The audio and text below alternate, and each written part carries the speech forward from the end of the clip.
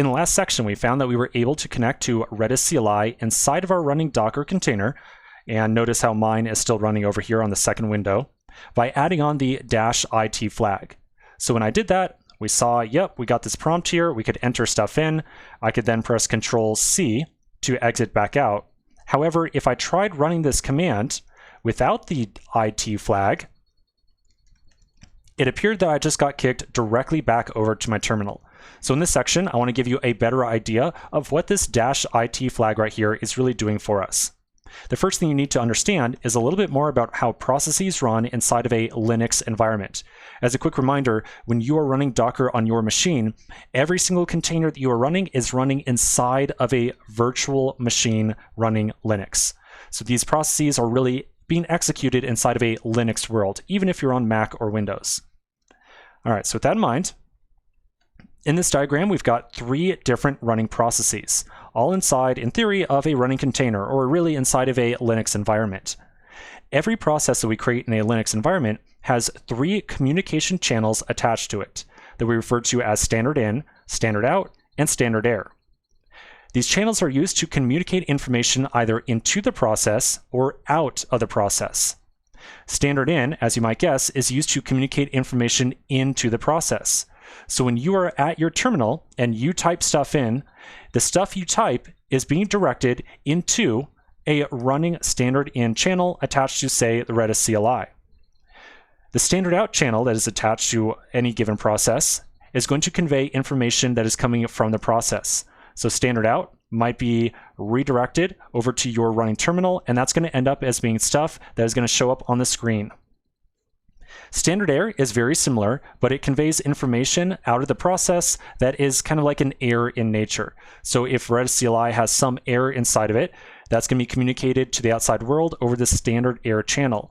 And very similar to standard out, that's going to be redirected to show up on the screen of your terminal.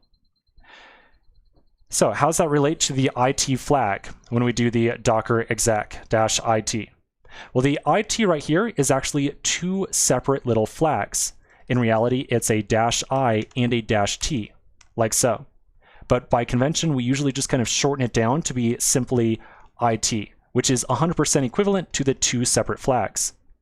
The -i on here means when we execute this new command inside the container, we want to attach our terminal to the standard in channel of that new running process. So by adding on the -i flag, we are saying make sure that any stuff that I type gets directed to standard in of Redis CLI. The -t flag is what kind of makes all this text show up a little bit pretty. Now, in reality, it's doing a little bit more than that, but at the end of the day, the real effect that the -t flag is to make sure that all the text that you are entering in and that is coming out shows up in a nicely formatted manner on your screen. And again, it's doing a little bit more behind the scenes than that, but at the end of the day, that's kind of its effect. Let's try attaching or doing our docker exec on the running container one more time and leaving off the -t flag and just seeing what happens. So I'll do a docker ps to get my container's ID again. Then I'll do a docker exec, and then we'll do only -i this time. I'll put the ID in, and then I'll do Redis CLI.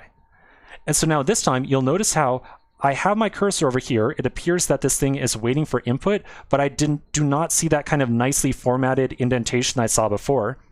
And if I put in like set my value 5, before I had a little bit of autocomplete functionality, but this time that autocomplete is definitely not there.